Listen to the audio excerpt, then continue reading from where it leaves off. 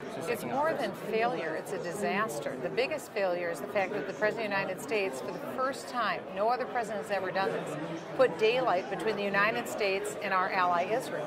What that did is send a signal to the radical Islamist world that there's open season on Israel. And so you've seen a rise of political Islam all across the world, most particularly in the Middle East. And the president has also given Iran the luxury of time to develop a nuclear weapon.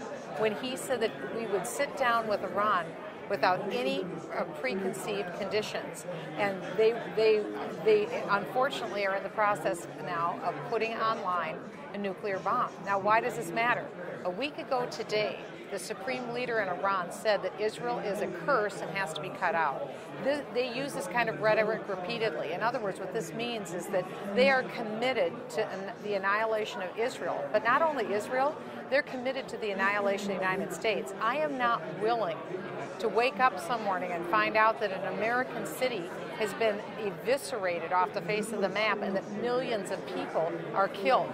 If we don't think they mean business, all we need to do is realize that not very long ago, just a few months ago, Iran was paying an illegal alien from Mexico to come into the United States, assassinate the Saudi Arabian ambassador here in this city, and assassinate him with a bomb that would have killed hundreds of innocent Americans. This is the kind of activity we're looking at, and Iran is now trying to infiltrate through our southern border.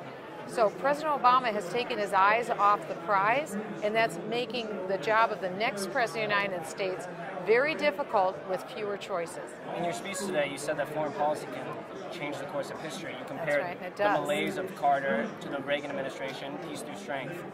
What will it mean for the nation if Barack Obama wins re-election in 2012? Well, I'm committed to making sure that doesn't happen. What it will mean is that I think the world, not just the United States, will become a highly dangerous place.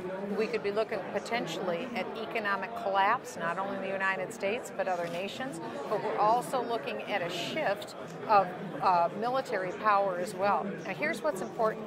The International Monetary Fund said that by about 2015-2016, the United States will no longer be the economic superpower of the world because we've been so vastly overspending on a welfare state. When our country is no longer the economic superpower of the world, we can't support being a military superpower of the world. And this is something else Obama has done. He's got $1 trillion out of our military. We will never again be the strength that we were. You need to have peace through strength to be strong. And I sit on the Intelligence Committee. I deal with the nation's classified secrets. I don't reveal those secrets, but from my perch, I see that Barack Obama has been the most dangerous president that the United States has ever had, and that's why I'm committed to uniting our party, defeating Obama, and I want to help our nominee win as president because people don't yet realize that while Obama has made some good decisions, like taking out Obama, a Lockheed, that's good, but those tactical decisions can't begin to compensate for the strategic blunders that he's made.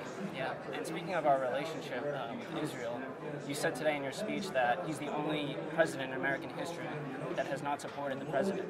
So I'm just kind of wondering, how has that undermined our relationship with Israel, who's arguably our greatest ally in the world, and what does that mean? They are our greatest ally in the world. This is how bizarre the Obama White House is. Our State Department no longer refers to Jerusalem as Jerusalem, Israel. They've decided to make Jerusalem an international city. It is that would be as though someone would say that Minneapolis was an international city. It's not Minneapolis, Minnesota. That's foolish. This is how bizarre Barack Obama has become in his dealings with Israel. We can't do this. He elevates Israel building apartments on her own land as being worse behavior than Iran developing a nuclear weapon when their stated objective is to destroy the United States. So Barack Obama has been devastating in our relationship with Israel. It will take a long time for our allies to trust us again. That's why this president can't have a second term. Speaking of Iran, that's arguably, probably actually, the greatest challenge we face as a It nation is. is Iran having It nuclear is. weapons. So what should be the United States' role in preventing that from ever happening again? Forever happening? We put absolutely every option on the table to make sure it will never happen.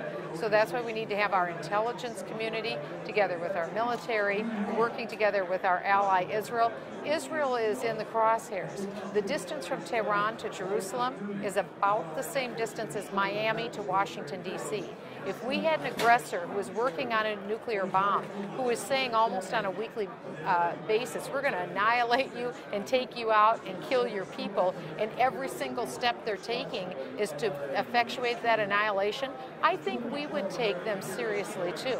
So we need to recognize that if Iran takes that action, they know they have to take out the United States. They want the big dog gone, the United States, so that we can't help Israel. They see that Israel would be very easily to fold if they can take out the United States. That's why we have to worry about terrorists on our own backyard and sleeper cells. And Barack Obama's, almost every action that he has been taken as president have been ones that really lead to no other conclusion but unilateral disarmament. That's why he's dangerous. Thank you very much for sitting down with me. I'd also mention that Congresswoman Bachmann is a contributor to townhall.com. I believe she just submitted a blog post a week and a half ago in response to Barack Obama's State of the Union address, so you can check that out at townhall.com. Thank you very much, Congresswoman. It was fun. Thank you. Thank you.